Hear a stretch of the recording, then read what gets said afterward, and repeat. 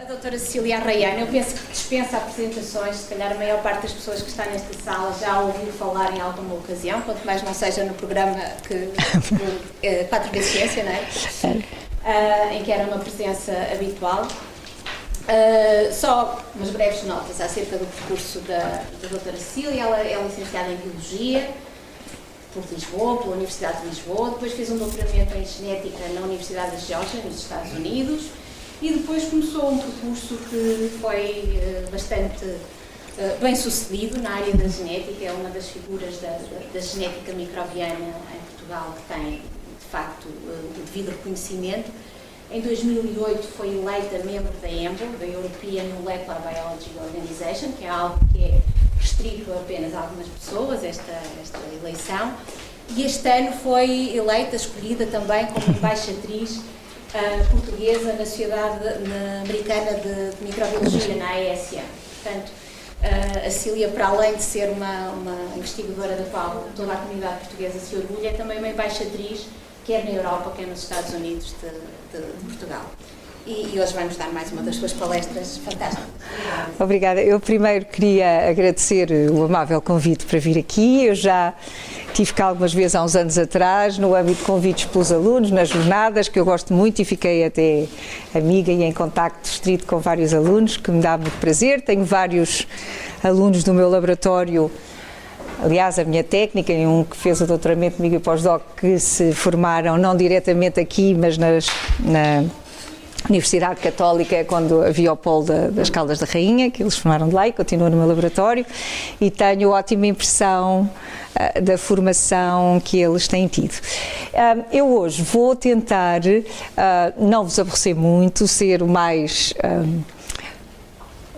no fundo, o que eu estou aqui a fazer e a mensagem que eu queria dar hoje era só uma. Era tentar saírem daqui com a ideia de que este mundo do RNA, estes RNAs, há muito mais do que nós pensamos e muito mais do que nós temos aprendido no liceu e noutros sítios. É só a mensagem que eu quero que vão daqui. Se tiverem essa mensagem, chega.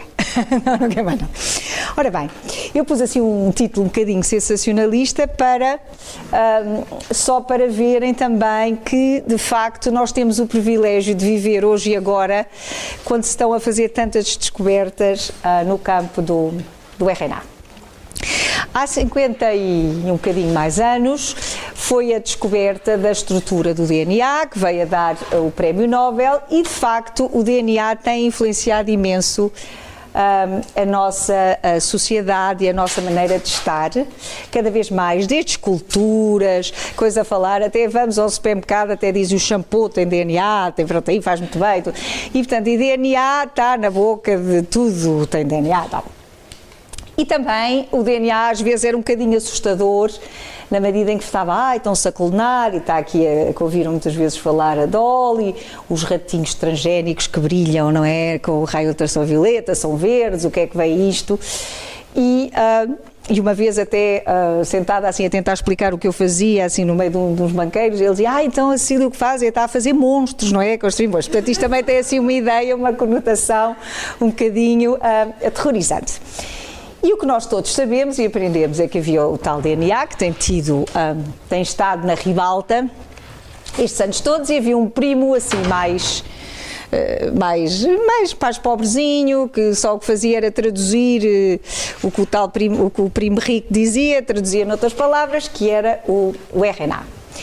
E quando estudámos no liceu os tipos de RNA que havia, essencialmente, assim, se formos resumir, será o RNA ribossomal, que existe nos ribossomas, o RNA de transferência e também o RNA mensageiro, que está aqui representado assim nestes bonecos, com os ribossomas aqui em cima, e aqui serão os péptidos a sair durante o processo de tradução. Contudo, nos últimos 10, 15 anos, tem havido uma grande, enorme descoberta de muitos mais tipos de RNAs que nem se imaginavam que existiam. E porquê? Porque nós, quando temos uma determinada tecnologia, sem querer, damos importância a umas certas coisas e quando pensamos que uma coisa é importante, focamos nisso e esquecemos o resto. Por exemplo, como se pensava que os RNAs mensageiros eram importantes porque eram os que davam proteínas, toca de ver no genoma quais são aqueles que são mensageiros. Os mensageiros normalmente são maiores do que estes pequenos RNAs que não codificam para proteínas. Como tal, selecionava-se os grandes e deitava-se o resto todo fora. Portanto, até havia kits, havia coisas, portanto, o resto não interessava porque era pequenino. Embora fosse muito estranho, porque é que o genoma era muito maior do que aqueles RNAs mensageiros e o resto até se chamava junk RNA, o lixo do RNA. Mas, de facto, a evolução não vai deixar que muitas coisas se preservem muito tempo se não servirem para nada.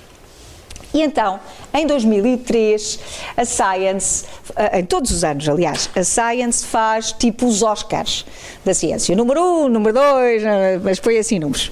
E em 2003, isto é só para vos dar assim, quem ganhou foi os pequenos RNAs.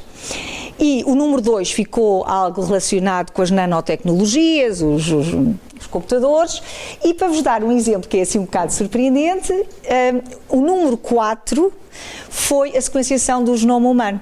Portanto, já se via em 2003, cientistas achavam que esta descoberta dos pequenos RNAs podia ainda ter mais importância do que apenas uma sequenciação do genoma humano, quando não sabemos ainda bem o que é que muitas coisas estavam lá codificadas.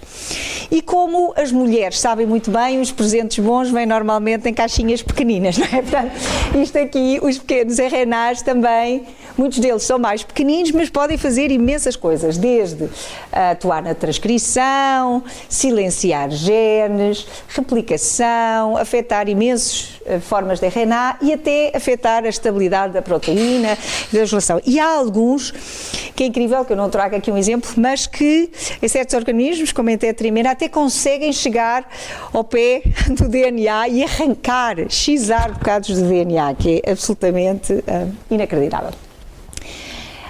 Então, vários artigos que têm saído, um deles tem este título muito engraçado, que estamos perante um universo em expansão de non-coding RNAs, e eles podem ter as formas todas diferentes, e eles são de veras muito importantes porque modulam a expressão do código genético.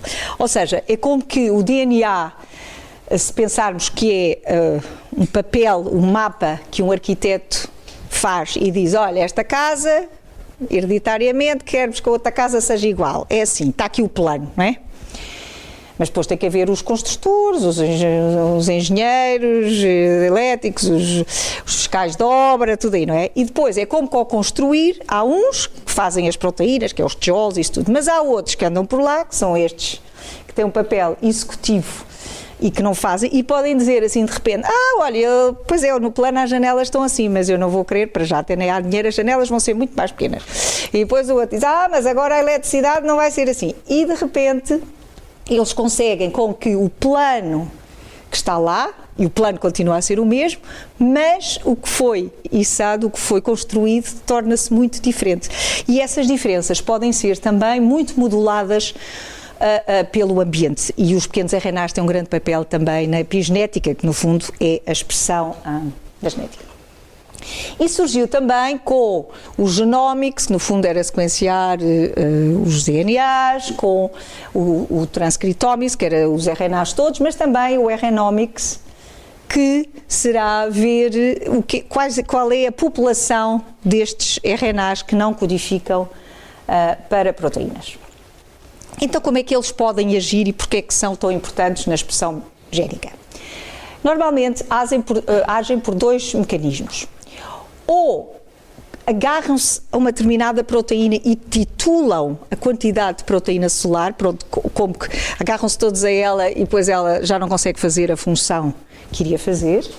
Ou, o que é mais comum, hibridam com os RNAs mensageiros que lhes são complementares, portanto têm uns alvos específicos, e ao hibridarem podem fazer duas coisas, ou impossibilitam a sua tradução, porque ligam-se, ficam-se lá agarrados e os ribossomas já não conseguem passar, ou, ao se ligarem, fazem que esses RNAs mensageiros fiquem mais sensíveis à ação de enzimas que os vão degradar e assim conseguem modelar a sua estabilidade o tempo que eles estão presentes na célula.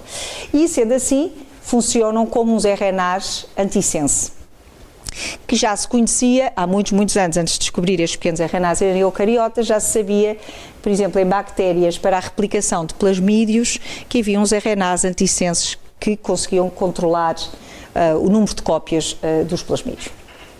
Isto é um exemplo lá no meu laboratório, isto é em salmonella, e estes são diferentes pequenos RNAs, e tentámos ver qual é a expressão deles em diferentes condições de crescimento, portanto, em fase exponencial, 0,4, depois OD2, estacionária mais 6 horas, 24 horas, aqui SP1 e SP2 são meios que estimulem a expressão das ilhas de patogenicidade que dão virulência à salmonella. E aqui é um meio mínimo. E como podem ver, diferentes pequenos RNAs expressam-se em condições muito diferentes. Olha, aqui, por exemplo, este é na condição SP1 e OD2. Este aqui já é OD2 mais 6, este aqui também, e nestas condições já não se expressa. Ou seja, isto também não só ver-se a versatilidade destes pequenos RNAs, que normalmente são mais, são dependentes de condições de stress, mas também mostra que se quisermos ver uma população de RNAs a um determinado momento, podemos não ver certos pequenos RNAs, embora eles existam noutras condições celulares. E então, isto é só para representar, por exemplo, este MICA tem vários alvos e há muitos deles que têm como alvos proteínas de membrana. Aqui está o OMPA, LAMB, OMPX. E ao terem como alvos proteínas de membrana, são também importantes para a exposição das bactérias quando estão nos processos de infecção e, como tal, são importantes também a modelar a virulência bacteriana. Em eucariotas também há muitos destes pequenos RNAs que se podem dividir assim em dois grupos grandes, embora cada vez mais é difícil dividi-los. Uns que são chamados os microRNAs, que afetam sobretudo a tradução, portanto inibem, reprimem essa tradução, embora já tenha havido casos em que ativam a tradução, e os pequenos RNAs de interferência que agem na degradação dos RNAs mensageiros.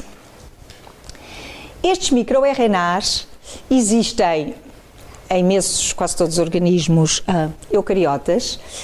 Alguns também expressam-se em certas condições de stress ou em certos órgãos. Por exemplo, aqui temos embriões do peixe zebra e, como veem, aqui em escuro está um determinado microRNA a ver a sua expressão e, como veem, olha, vem aqui e no resto do corpo já não é expresso, portanto são característicos de certos órgãos. Outros, por exemplo este, MIR17, a sua superexpressão acelera a formação de linfomas no ratinho e muitos deles estão intimamente ligados com processos com doenças.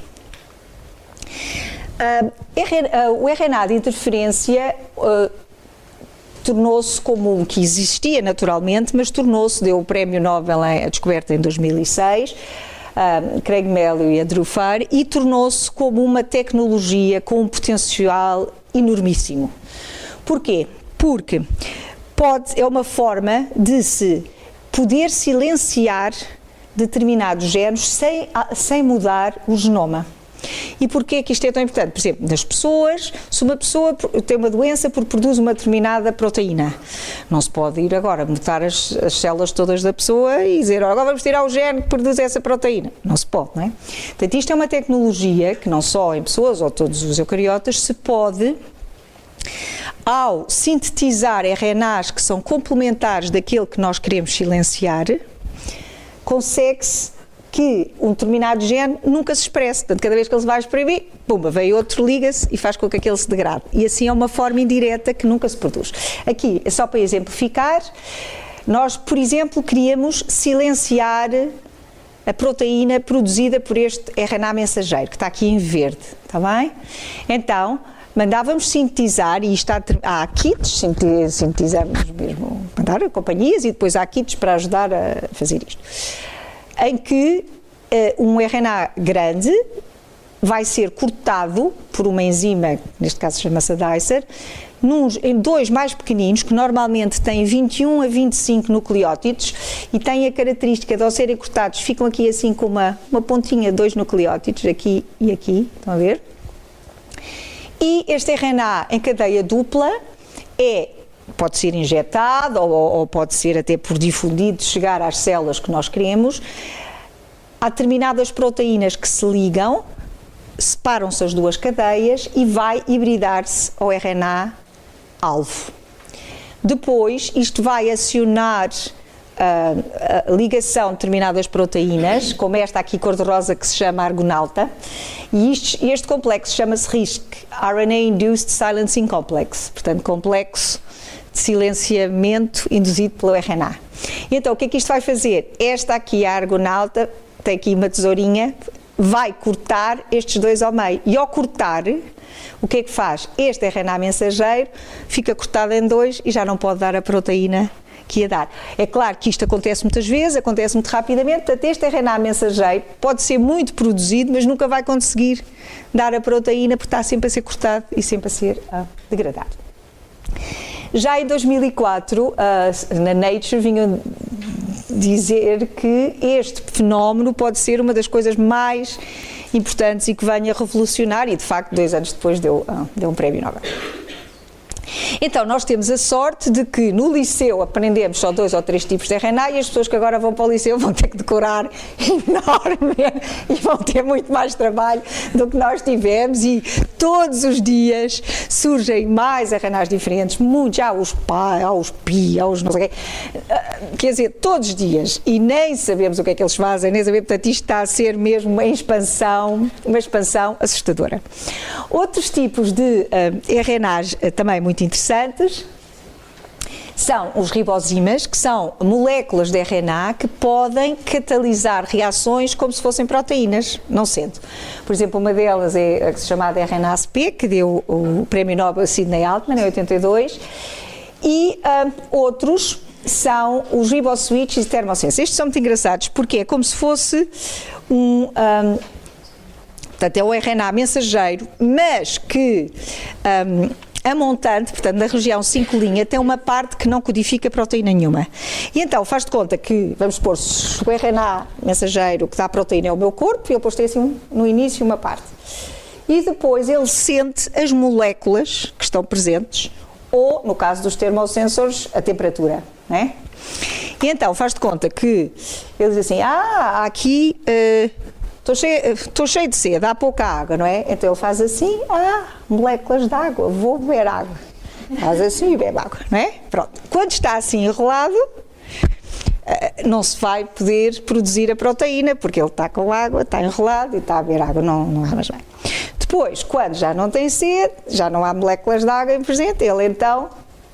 não há, esconder, ele larga-se e anda à procura. Portanto, as duas estruturas que pode ter consoante as moléculas que estão presentes ou estão ausentes, faz com que se produza mais ou não se produza a determinada proteína. Portanto, no fundo, eles são quase como moléculas vivas que sentem o que está no meio que os rodeia. E por muitas destas características, pensa-se, embora não é difícil provar, que a evolução na Terra terá começado com o RNA. E pessoas que estudaram muito o DNA, como o Francis Crick, do Prémio Nobel, passou o resto da sua vida a estudar RNA. E há muitas teorias que propõem que, de facto, apoiam imenso esta ideia. Por exemplo, o DNA, para se replicar, precisa de fragmentos de RNA, os Okazaki fragments, senão o DNA não se replica, não é? Há vírus só de RNA, os próprios RNA podem fazer reações enzimáticas sozinhos, sem mais nada. Tudo que leva a suportar esta ideia. E a primeira parte que eu queria era isto, é a mensagem que eu quero com que fiquem até agora, que há muito mais do que nós pensávamos. É fantástico vivermos agora, que está sempre a descobrir coisas que as pessoas não sonhavam e que isto nos leva a tecnologias que vão ser um avanço e estão a ser um avanço enormíssimo no estudo, sobretudo de eucariotas, mas também de procariotas. E durante muitos anos focou-se na investigação nesta direção. Portanto, o DNA iria dar RNA mensageiro e depois proteína. E a ideia, e muitas coisas para a indústria, o que se quer é, queremos muito desta proteína, queremos superexpressar esta proteína, que depois é importante para isto ou para aquilo. E normalmente a metodologia que se usava então era a transcrição, mas às vezes dizia-se, põe-se este promotor que é tão forte para dar tanta proteína e tem pouca proteína ao fim. E não se percebia bem. E nos últimos 20 anos tem havido um grande interesse em estudar a degradação dos RNAs. Porquê? Eu às vezes dou assim um exemplo que para mim é simples de visualizar. Por exemplo, se quisermos ter água e o RNA vamos supor que é água, não é? E queremos ter água numa bacia para dar as tais proteínas. Podemos aumentar a quantidade de água de duas maneiras, ou abrindo a torneira mais, ou diminuindo o ralo, não é? Não sei. Mas, se tivermos um ralo assim, bem, podemos abrir a torneira como quisermos, que nunca lá vamos ter água. Ou seja, mesmo que tenhamos transcrição com toda a força, se a degradação, a velocidade de desaparecimento for muito rápida, nunca vamos conseguir lá ter o que queremos. E também vice-versa. Podemos ter uma transcrição quase só aos pinguinhos, não é? Mas se o ralo for assim mais fininho que uma agulha, se calhar ainda vamos conseguir lá acumular alguma água numa alguma circunstância. Por isso é muito importante este balanço entre a transcrição e a degradação. Aqui são mensagens de leveduras em que no tempo zero parou-se a transcrição. E por isso vai-se ver as mensagens, neste caso deste mensageiro, quanto tempo é que demora a desaparecer, porque não se está a produzir mais de novo. E como veem, várias mensagens têm diferentes tempos de vida média, que será o tempo em que demora a haver 50% do que havia inicialmente, não é? Aqui é mais ou menos aqui, este já é mais ou menos aqui nos 15 minutos e este já é mais ou menos nos 3 minutos. Em bactérias, a vida média dos RNAs normalmente é menor do que nos eucariotas e tem uma vida média mais ou menos 2-3 minutos, por isso é difícil estudar, mais difícil estudar, porque quando vamos ver já não estão lá, não é? As vidas médias podem também variar com o estado de crescimento, de gene para gene, de célula de tipo celular para tipo celular, etc. E os fatores envolvidos nesta degradação podem ser ribonucleases, que são as enzimas que degradam o RNA. Podem ser determinantes estruturais no próprio RNA, que podem facilitar, estabilizar ou destabilizar os cortes, não é? Podem esconder ou tornar mais fácil ou mais difícil os cortes. A passagem dos ribossomas pode também esconder certos locais-alvo, as caudas poli-A e também fatores que se podem ligar como repressores ou ativadores deste processo. De uma maneira muito simples, e aqui representado em bactérias, se isto for um RNA mensageiro, pode ser comido de duas formas. Ou ser clivado interiormente, como está aqui representado por estas tesouras e estes alicates, e enzimas como RNase consegue sentir quando o RNA está de cadeia simples, e outros como RNase3 consegue sentir quando o RNA está de cadeia dupla e preferem este tipo de substratos. Neste caso, enzimas que cortam a partir de uma extremidade chamam-se ribonucleases, exorribonucleases, exo começa por uma ponta, e então estão aqui vários. Aqui é só para dizer que a adição de caudas de poli-A no fim dos RNAs, mesmo hoje em dia se sabe também em procariotas, ajuda a degradação destas enzimas. Em eucariotas, O princípio é o mesmo, não se sabe tanto daquelas que clivam interiormente, portanto desaparecem primeiro os A's, depois a degradação ou vai ser aqui de 5 linha para 3 linha, e é degradada assim, ou não é tanto por dentro, mas ou por esta ponta da direita para a esquerda, aqui ou da esquerda para a direita, portanto 3 linha para 5 linha ou de 5 linha para 3 linha. No caso dos pequenos RNAs não codificantes, podem ter ainda mais passos regulados por ribonucleases. Porquê? Porque muitos deles, ao serem sintetizados, não têm o tamanho certo para estarem já ativos, para estarem já terem feito a sua maturação. E essa é feita, muitas vezes, pelo processamento, pela clivagem de ribonucleases que têm que cortar às vezes pontinhas ou um bocadinho daqui, um bocadinho dali, para eles ficarem ativos com o tamanho certo. E também as ribonucleases podem agir quando eles se ligam ao alvo ou também quando a comer as quantidades de RNAs, os pequenos RNAs não codificantes, o que eles chamam small RNAs. E por isso os pequenos RNAs podem também ser regulados por estas ribonucleases que nós normalmente chamamos RNases. Não é mais fácil. Aqui vou mostrar um exemplo do que acontece de experiências em vitro mesmo, não é em vivo, nós vemos em vivo e agora fomos experimentar. Então, purificamos este pequeno RNA e depois, que está aqui, mas não, ao início não adicionámos a enzima e aqui adicionámos esta enzima que é a RNase 3 que reconhece cadeia dupla. Mas aqui também havia cadeias duplas, não é? Mas vê-se, mesmo com grande quantidade de enzima, não é clivado. Contudo, se nós dermos um alvo, que é esta membrana de proteína, o RNA, ou um PA, ou este LAMB, que é outra proteína, vemos que os dois acabam por ser cortados desta forma ou desta forma. Ou seja, isto, mesmo em bactérias, é um bocado aquela ideia que eu vos contei da RNA de interferência, que ele hibrida com o alvo e depois os dois são cortados e altera a sua estabilidade.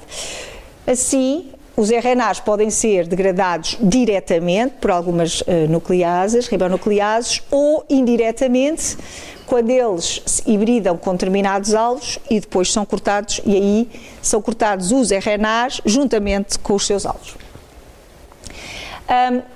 No meu laboratório temos focado sobretudo a estudar enzimas desta família da RNase 2 e da RNase R, que são exorribonucleases. E esta família existe em eucariotas, onde pode ter importância na divisão celular, no desenvolvimento aqui intrasófila, no metabolismo do RNA e na biogénese de organelos, até mesmo dos cloroplastos. Contudo, esta família em bactérias, membros desta família são importantes na competência, respostas a stress, viabilidade, imobilidade e com muitas implicações para a virulência. Em colaboração com uma colega em Inglaterra, resolvemos estudar o elemento desta família em drosófila. Os membros desta família todos são característicos por um domínio que é característico, que aqui está aqui em vermelho, que se chama RNB, portanto, seja em bactérias ou humanos, e depois tem outros domínios que já são extra e que normalmente são envolvidos em agarrar ao RNA, e este aqui é o que ajuda a clivar, é o domínio catalítico, a cortar RNA. E como em drosófila nós podemos dar nomes assim um bocado brincalhões, e um aluno meu no meu laboratório resolveu chamar Tasman, porque o Tasmanian Devil, como sabem, come. Eu não consigo representar aqui bem como eu queria, mas de facto a ideia é esta: elas vêm e começam a comer, devia ser muito mais rápido do que eu tenho aqui, não é? E de facto ele, quando come, é de uma maneira diferente. E Mas era importante saber como é que era a estrutura, como é que se tem este domínio que é característico da família, como é que será a estrutura. E muitas vezes uma fotografia, como bem sabem, vale mais que 1000 palavras, quer dizer, às vezes dizem, esta família todos são louros, a família todos os olhos, e os outros desta família sabe-se logo, porque todos têm o nariz grande. E de facto precisávamos de saber como é que era o domínio, como era uma fotografia desta família.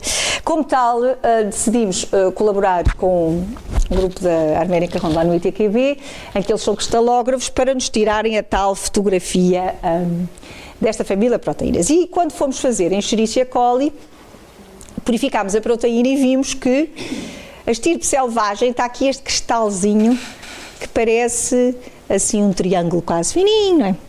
Mas fizemos um mutante em que era em tudo igual, exceto num aminoácido, em que vimos que nesse aminoácido ligava-se ao RNA, mas já não degradava. Portanto, tínhamos estragado de alguma maneira o centro catalítico. E é muito engraçado que ao cristalizar esse mutante, os cristais eram absolutamente diferentes. Parece aqui um cone gelado. Não é? Completamente diferente, só com um aminoácido diferente. E então conseguiu-se a estrutura, que foi muito importante, foi a primeira dos membros desta família. Viu-se que afinal isto será o que liga ao RNA, este aqui é verde com as cores, e o azul, cá está, é a tal característica estrutural que é a característica dos elementos desta família. Aquele mutante que eu vos disse que se liga ao RNA, mas não consegue comer, foi muito importante porque ao cristalizar viu-se que trazia lá dentro o RNA, 13 nucleótidos, que vinham das reações in vivo. Portanto, isto não foi forçado, foi mesmo, trazia lá dentro, mas não conseguia comer, portanto, nós conseguimos ver como é que ele ficava. Então, se tentarmos imaginar como é que é isto da estrutura, como é que nós percebemos o que é, então é assim, de 1 a 5, vamos supor que estão 13 nucleótidos, vem aqui, desde o número 1 até ao 13, isto aqui será a proteína. É agarrada por estes bocados aqui e aqui, cá está, que é o núcleo catalítico. Então, os primeiros 5 que entram, como aqui, estão a ver? Entram aqui dentro da proteína e é como se fosse a proteína, como se fosse assim um vale. Muitas proteínas aqui, em cima não há nada, entra naquele vale, como se fosse quase um rio, não é? Entra para ali dentro. Isto aquilo parece enorme, entra dentro lá desta proteína e depois, de repente, faz aqui um ângulo de 90 graus, onde tem muita mobilidade nesta direção, para poder entrar nesta região que vem aqui, estes últimos 5, aqui é um átomo de magnésio, que são estes aqui, 9 a 13, que é como se fosse um bolso. Portanto, eles entram aqui, ficam fechadinhos, não se podem quase mexer no bolso, e estão ali bem fechadinhos, tal qual como o bolso, e para entrar o buraquinho só cabia RNA de cadeia simples, e de facto esta enzima só degrada cadeia simples. Depois de fazermos muita simbologia, vimos que o mecanismo era, então o RNA entra, como eu vos disse, é agarrado sobretudo por estes que ligam ao RNA e depois entra aqui e agora estão a ver que os 5 ficam ali agarradinhos e aqui parece umas raquetes de ténis, estão a ver, ou umas prensas, são 2 aminoácidos que têm de cadeia aromática e portanto a cadeia aromática serve quase como 2 raquetes de ténis, consegue agarrá-los e eles ficarem ali muito caladinhos, muito quietinhos, os 5, 1, 2, 3, 4, 5, né? Quando aquilo toma lá a forma e a localização desejada, pronto, dá-se a reação enzimática, um nucleótido é liberto e depois dá-se a translocação, não é? Estes andam outra vez um bocadinho, isto vai sendo à roda. Contudo, quando chega ao fim, quando tiver só 5, eles ainda se conseguem agarrar, corta-se um, mas depois ficam só 4, os 4 já não dá para arranjar bem e por isso o enzima depois vai, cospe. Portanto, o produto da reação são 4, que nunca ninguém sabia porque é que era 4 e conseguimos perceber isso. Outra coisa que é muito engraçada, muitas coisas que se veio a descobrir, é claro que íamos fazer muitas análises bioquímicas ao mesmo tempo para tentar perceber isto. Uma coisa muito gira é que sabia-se que esta enzima, já de antes, quando o RNA era processivo, até ter 10 nucleótidos e depois passava a distributivo. Vocês se calhar não sabem bem, ou não se lembram o que é uma enzima expressiva e distributiva. Então, expressiva é assim, um exemplo assim um bocado maluco, mas que para mim, como bióloga, é mais giro para eu ver. Então, o enzima expressivo é assim, é como se fosse um leão atrás de uma gazela. A gazela é o RNA, o leão era a ribonuclease, não é? Então, o que é que ela faz? Se agarrar a gazela, quando agarra, não é a caça, e depois vai-lhe dando dentadas e não a larga até a matar e até a comer um bocado. Isto é um enzima processivo, quando agarra, não larga, e acaba ali. O enzima distributivo é aquele, se fosse um leão atrás de uma gazela, vai a correr, dá-lhe uma dentada, mas ela depois salta, consiga a correr, mas ele vai a correr, outra dentada, e vai assim às dentadas, agarra e larga, até que ela finalmente vai. E então, sabia-se que esta enzima era processiva, portanto comia sempre tudo de seguida, até o RNA ter 10 nucleótidos. E a partir disso passava a ser distributiva, o que era muito estranho. Então nós conseguimos perceber porquê. Onde é que isto agarra o RNA? Agarra nestes sítios que eu vos estava a dizer e depois agarra ali em cima. Ou seja, é como se nós tivéssemos uma corda, RNA, e agarra assim, tem duas mãos, não é? A de baixo e a de cima, não é? Então vimos que 10 era daqui até aqui, então percebemos, ela é processiva enquanto estiver assim, vai, não larga, não é? Mas depois, quando tem só 10 faz aqui, já só segura com uma mão. Então, por exemplo, mais difícil, porque agarra e depois tem que tomar o jeito outra vez, agarra outra vez e torna-se a ficar distributiva, não é? E então nós começámos a perceber que o mecanismo fazia sentido e porque é que era? Porque se for 10 já só chega até aqui. Já não dá para ser agarrada aqui e pronto, já não tem os dois sítios para poder agarrar. O ter compreendido isto ajudou-nos a fazer modelos para como será a humana, como será de outros organismos e podem pensar, mas isto é tudo ciência básica, para que é a utilidade disto? Não sei. Então vou só dar um exemplo, que as maiores descobertas muitas vezes são de ciência básica e não muita coisa dirigida. Em 2011 viu-se que pessoas que tinham mieloma múltiplo, quando foram sequenciar o DNA dessas pessoas, fazer medicina personalizada, e viram exatamente que tinham 2 ou 3 bases mutadas, as pessoas que tinham doenças, uma percentagem enorme dos doentes, e mutadas aonde? Exatamente no centro catalítico desta proteína que existe em humanos também, e isto vai desregular a tradução da proteína, e cá está, por nós sabermos um mecanismo, vai ser muito útil a poderem ver o que é que podem fazer para ajudar estas pessoas. Para além disso, desta família, no mesmo em Nature Genetics, o ano passado, outras doenças surgiram com proteínas muito semelhantes da família, isto é DIS3L2, mas isto são RNases 2, como eu vos disse, e de facto, cada vez mais há doenças humanas relacionadas com proteínas desta família e em procariotas, em muito tipo de bactérias, como Helicobacter, Shigella, Enterovirus E. coli, Legionella, Aeromonas e muitas outras estão a ver proteínas desta família, estão a intervir com processos de competência, mobilidade, stress, fiabilidade e crescimento. Ou seja, ao estudar algo que acontece na célula, seja em bactéria, seja o que for, e a percebermos o mecanismo, é claro, não podemos olhar só assim, mas temos que olhar transversal em todos os outros organismos que podem ter proteínas desta família com importâncias muito importantes, com relevância muito importante mesmo para o homem.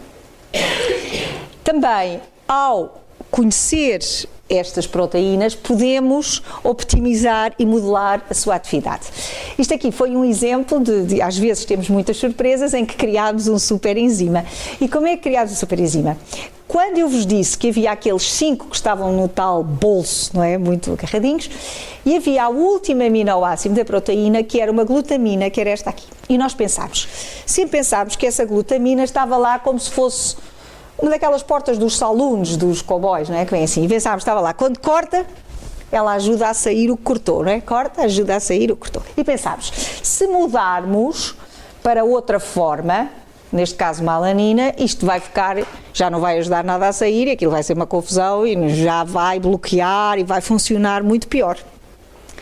Quando fizemos a experiência, eu fartei-me dizer aos alunos que estavam enganados, porque quando ponham a estirpe selvagem, tinham esta degradação, cá está o produto final, 4 nucleótidos, mas se usavam este mutante, punham 100 vezes menos enzima, portanto há aqui 0,1 nanomolar e aqui 0,01 nanomolar, e tinha uma degradação muito mais rápida. Eu disse, não pode ser, isto não pode ser, estão a fazer mal, depois tinham que fazer, repetiram, então aqui é. Finalmente percebemos que era o oposto do que nós tínhamos previsto, ou seja, isto aqui está a fazer lá como uma porta, cá está do salão, mas não é para ajudar a sair, é para não deixar sair. Ou seja, porque isto de facto é um assassino molecular, portanto não queremos isto estar solto a comer 100 vezes mais rápido, porque vai ser muito mal para a célula, não é? Portanto tem que ser controlado a velocidade de degradação. E então, o que nós pensávamos que era para facilitar, não, é para dificultar 100 vezes, pelo menos, a ação, o movimento com que o RNA será degradado. E de facto isto foi tão super que fez a capa da revista e ficámos tão contentes. Outra coisa que descobrimos foi, junto com os colegas em Texas e Houston, foi que em leveduras, para além, portanto esta aqui é a proteína da família, para além de comer 3' para 5', como eu vos mostrei, tinha também a capacidade de ter um domínio extra em que conseguia comer de uma maneira diferente a RNA interiormente. Então, de facto, isto é como vamos comprar uma Exo e temos uma Endo for free, é como temos um canivete suíço, tem uma arma de um lado, do outro lado tem uma tesoura, portanto é uma maneira de optimizar o funcionamento desta enzima em leveduras. Também, para além de estudarmos o Tasman que eu já vos contei, em colaboração quisemos também estudar outras em Drosophila que se chamaram Pac-Man, como aqueles jogos muito antigos que comem e agora toda a gente representa as ribonucleases assim. E então esta comia de 5' para 3'. E aqui, ao contrário, porque às vezes nós temos um gene, nós temos uma mutação e queremos saber qual é o gene que dá aquela mutação, não é aquele fenótipo.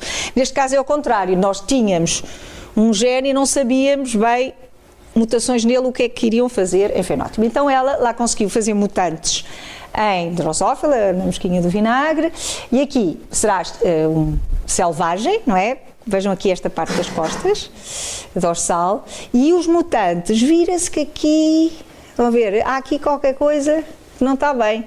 E aqui então nota-se imenso, parece que está assim meio corcunda e não fecha bem. Ora bem, estes movimentos durante o desenvolvimento, e o nosso desenvolvimento também, é como que há migração de células das duas metades, não é? Nós não somos absolutamente simétricos, e as duas metades vão assim e fecham. Isto é o que acontece a fechar o sistema nervoso, é o que acontece nas pessoas, quer dizer, as duas metades fecham-se, e é o que acontece sempre que fazemos uma ferida, qualquer ferida, há uma migração de células para fechar a ferida, não é? Às vezes fica cicatriz, outra vez fica tão bem feito que nem se nota a cicatriz. E viu-se que este fenómeno de tirar só uma ribonuclease estava a perturbar estes fenómenos, e ela foi fazer, por RNA de interferência, ver noutros organismos, como em C. elegans, que é um nematode, e exatamente ao tentar silenciar este gene Pac-Man, vê o mesmo de migrações. E agora, devido a isso, cá está os fenómenos de fechar as filhas, e esta fotografia que é horrível, e que também as pessoas que têm a fenda palatina, que é o mesmo problema, exatamente, não fecha, e de facto se vê que ao mexer e ao perturbar uma ribonuclease apenas, ao interferir na estabilidade do RNA, estamos a contribuir para a morfogênese, para a adesão celular e para formas de sinalização. Por exemplo, esta minha colega continua a investigar neste sentido e, por exemplo, vê que as drosófilas, que ao terem pequenas feridas, as drosófilas que têm um mutante neste gene Pac-Man têm muito mais dificuldade em sarar essas pequenas feridas do que as outras, e isso é muito importante estudar em conjunto mesmo com médicos, etc. E então, para terminar, Só vos queria dizer que, em facto, depois destas transcritómicas e desta RNómica dos pequenos RNAs não codificantes e da proteómica das proteínas, e agora vem estas ómicas todas, cada vez mais a bioinformática, temos que querer tudo em conjunto, mas que esta revolução que está a haver e vai ajudar a compreender este mundo de RNA que está dentro de nós, aos saltos, quer dizer, e assim, e temos de ter a noção que, como as pessoas que viveram na Revolução Industrial foram privilegiados a ver aquelas coisas todas que estavam a acontecer, como aqueles que nasceram na altura e já eram adolescentes na altura em que se descobriu o DNA, que foi o máximo, nós agora temos o privilégio de viver agora, neste momento em que estão todos os dias a descobrir novas formas, estavam debaixo dos nossos olhos, que nós não fazíamos a mínima ideia. Mas agora, a última descoberta de há 2 anos, e com um artigo muito importante na Science este verão, descobriu-se que há certos RNAs em bactérias, em Escherichia coli, que toda a gente já pensava que já sabia tudo, em que funcionam como um sistema imunitário nas bactérias, que é uma coisa inacreditável, e conseguem, com pequenos RNAs vão e clivam o DNA em determinados sítios para integrar bocadinhos de transposões e de fagos que entram para depois ficar tipo uma memória para quando eles entram, rebentam com eles mais fácil. Portanto, é quase um sistema imunitário em Escherichia coli, quer dizer, é absolutamente fascinante vivermos hoje. Este é o meu grupo, agora já assim há uns elementos diferentes, mas era a fotografia que eu ainda tinha, são os que estão agora lá. A Andreia é a minha técnica, que foi formada nas Caldas da Rainha, da Universidade Católica, e o Ricardo Moreira também, está aí o Ricardo Santos, o Ricardo Moreira que está aqui também fez o doutoramento e o pós-doc também vinha lá das Caldas da Rainha. São algumas das colaborações que eu tenho e a mensagem final que eu queria, que era a que eu disse logo no início, eu só quero que pensem isso e fiquem com isto. Agora, só ia dizer 2 ou 3 coisas práticas e era, algum dia destes vamos contactar outra vez pessoas em Portugal que escrevem sobre RNA e tentar fazer uma versão mais atualizada. E também, como vos disseram no início, como a professora Célia vos disse, eu represento aqui a Sociedade Americana de Microbiologia, portanto, qualquer coisa que queiram contactar ou pedir dinheiro para alguma coisa, eu posso... Não é a mim, mas eu posso fazer pressão neles, a dizer, é muito importante, não é? E hoje em dia a gente tem que saber todos os sítios, não é? E ainda agora estamos a tentar... Eles já me deram para um congresso que eu tive em setembro, como pagaram um americano para vir cá, dar uma conferência e tal, e eles pagaram tudo, portanto, eu acho que é fazer força. E também para os alunos, hoje em dia a gente pensa que é uma coisa cara, ou é uma coisa... Quer dizer, por $20, que deve ser para aí 18 euros, já se pode ser sócios, alunos, ter acesso a montes de coisas e pronto. Portanto, é só para ver o que é que nós, como portugueses, podemos utilizar e a que eles nos podem ajudar. E pronto, esta é a minha mensagem, estou aberta a perguntas. Muito obrigada pela vossa atenção.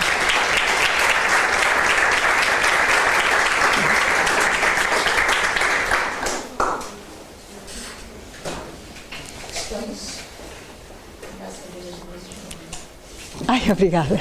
Obrigada.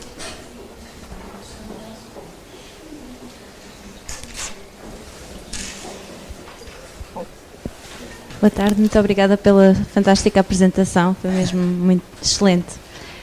Tinha 2 perguntas, como bom português tem sempre 2 perguntas. Ótimo. Não é? Uma era, o que é que se sabe acerca da mobilidade destes pequenos RNAs intercelularmente ou mesmo em termos de organismos? Por exemplo, a mim interessa-me especialmente o caso das plantas, fala-se que podem ter alguma mobilidade a nível do floema ou a nível do xilema. Exatamente. Tinha curiosidade em saber. Eu ia dizer exatamente que o que se sabe mais em relação à mobilidade é nas plantas. E é um cientista que estava em Estrasburgo e que eu conheço pessoalmente e que agora está na Suíça, que é Olivier Voanet, que já tem ganho vários prémios e é quem estuda ativamente, e ele vê que, surpreendentemente, são os pequenos RNAs que passam de célula para célula sem problema nenhum e não se sabe bem como. Mas, de facto, em plantas vê-se muito bem. Aliás, como foi descoberto este fenómeno de RNA interferência, foi nas plantas, porque começavam a ver que com o vírus do mosaico de trabalho, as folhinhas que eram atacadas nas plantas, estavam todas doentes. Depois da infecção com o vírus, as folhinhas novas começavam a vir, já vinham todas novas e não pareciam nada doentes, parece que tinham sido vacinadas, entre aspas. E há uma passagem dessa informação e agora se sabe que é a nível dos RNAs mesmo que passam de célula para célula. Agora, como ainda não se sabe. Muito obrigada. A segunda pergunta que tinha era acerca de o que é que se sabe em termos de regulação por ritmos circadianos. Há alguma coisa? Não há? Por exemplo, cá em Portugal, uma das pessoas que trabalha muito com pequenos RNAs e ritmos circadianos é a professora Isabel Palmeirim, que está na Universidade do Algarve. Ela trabalha com biological clocks, portanto, os relógios biológicos e que, sobretudo embrião de galinha, nesse caso, isto eu estou a falar cá em Portugal, né? Mas que vê que parte do ciclo é feito por microRNAs e regulado por microRNAs que são expressos periodicamente e que fazem parte desse controlo circadiano. Com certeza que noutros organismos também. Eu estou a dizer cá em Portugal há alguém que eu sei que faz ativamente estudo nesse sentido. Olá.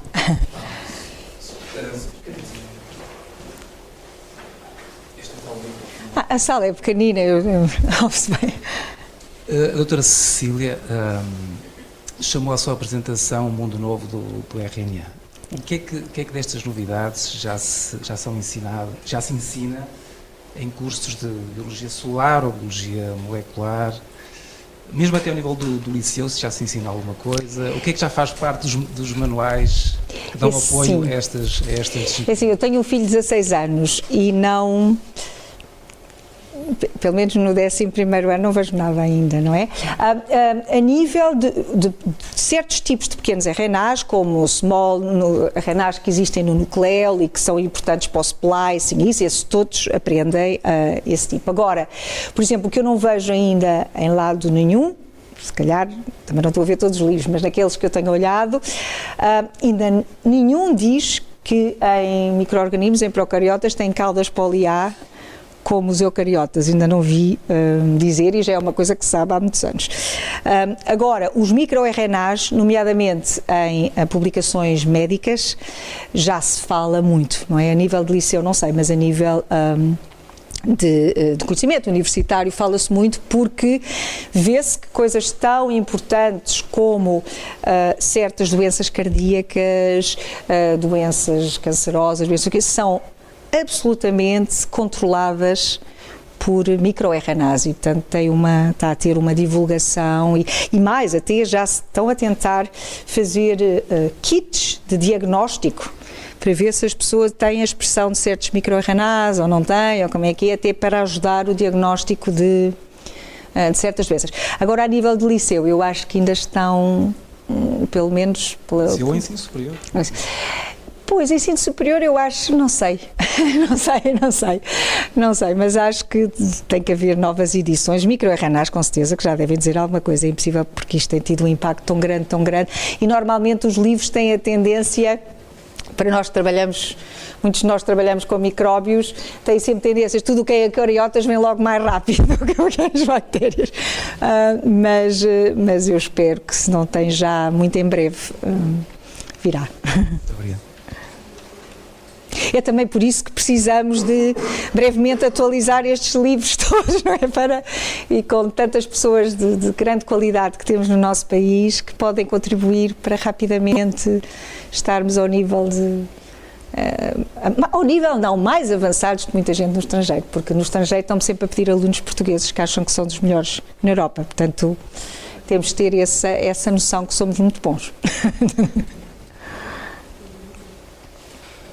E quando digo somos, estou a falar somos alunos. Faço minhas as palavras da minha colega Marta, de facto foi uma exposição brilhante, muito animada. Pois eu tenho essa característica. Há uma década atrás, talvez, era um tema quente, suponho, o RNA de interferência como terapia génica. Exatamente. Dá a ideia que arrefeceu um pouco. Arrefeceu. Quero explicar um pouco. Eu penso que a razão como arrefeceu é porque uma das dificuldades que está a surgir, para além das muitas dificuldades de poder pôr uma droga comercialmente, às vezes demora 20 anos, não é? Mas com todos os testes clínicos, um dos problemas é exatamente o vetor que leva estes RNAs de interferência, como é que chega a determinadas células. E outro problema é que no caso dos microRNAs, muitos deles têm mais do que um alvo. E está-se a tentar ver formas em biologia sintética, ver como é que os microRNAs para poder ir para um determinado alvo, porque senão cai-se outra vez, como hoje em dia, todos os efeitos nefastos da quimioterapia, ou assim, quando se dá uma coisa, quer dizer, cura mas rebenta com não sei quantos a seguir, não é isso? Se um microRNA tem alguns alvos que é bom atacar, pode haver outros que são muito importantes e que não queremos que esses sejam alterados, não é? E acho que é aí que baixou, como dizem muito bem, embora continue a haver publicações descobrirem que eles são ainda mais importantes e há outros tipos, mas não se ouve, ou pelo menos não tenho ouvido ultimamente, tantas notícias práticas da aplicação deste conhecimento, mas de certo que é uma questão de tempo.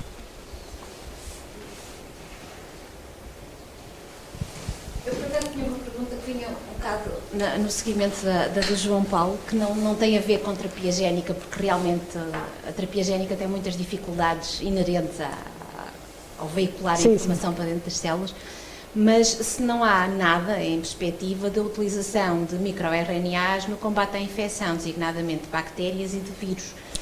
Porque em vírus é um processo natural. Sim, é um processo natural e é o que, quer dizer, por exemplo, até inicialmente, quando isto surgiram as primeiras ideias, um dos vírus é, por exemplo, a SIDA é um vírus de RNA, não é? E por isso, como esse e muitos outros, seria uma forma alternativa de combater. A nível de bactérias, pensa-se, por exemplo, eu tenho é uma das ideias, de muitas ideias, que se está a tentar. Neste momento no laboratório temos uma colaboração com um grupo em Espanha que estuda a persistência, células de salmonela que persistem e hoje em dia um dos grandes problemas mesmo para ter resistência a antibióticos, etc, sabe-se que matam uma população, mas há sempre umas que não se dividem tão rápido, e essas que persistem conseguem escapar numa fase quase dormente e depois, quando pensa-se que tudo passou, voltam-se a dividir. E então, esse meu colega, o que ele fez foi comparar quais são os RNAs que se exprimem numa fase de persistência versus uma fase ativamente a dividir. E viu que, de facto, há diferenças significativas. E estamos em colaboração a estudar o que é que fazem esses RNAs, que há muitos deles que não sabemos sequer o que é que eles fazem, estamos a tirá-los, a aumentar o seu nível, fazendo, não sei como é que se diz em português, deep sequencing, sequenciação de todos os RNAs que existem ao mesmo tempo e a sequenciação de todos os RNAs para tentar perceber de que forma e tentar combater exatamente essa persistência, porque há estes RNAs todos que não se conheciam e que estão envolvidos em muitos fenómenos extremamente importantes para combatermos agentes, bactérias patogénicas. Mas, de qualquer forma, levar os microRNAs numa situação de uma infecção, sim, será sempre um processo algo difícil de implementar? É assim, se for os microRNAs eucariotas a funcionarem como a atacar bactérias, não, porque, quer dizer, as bactérias nem têm microRNAs, não é? As microRNAs existem em eucariotas e não todos. Agora, se for formas de RNAs que se tente atacar as bactérias de outras maneiras, isso será possível, não é? Mas eu vejo mais modificar de dentro para fora alvos das bactérias atacados que depois, por sua vez, façam com que elas não funcionem do que do eucariota a tentar modelar a bactéria.